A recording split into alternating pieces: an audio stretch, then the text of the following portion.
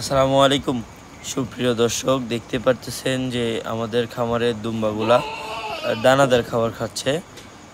যে দেখেন, অনেকেই বলে আর কি যে দানাদার খাবার আমরা কি দিয়ে দিই। দেখেন, আমরা ওইরকম আহামরি তেমন কিছু দিই না।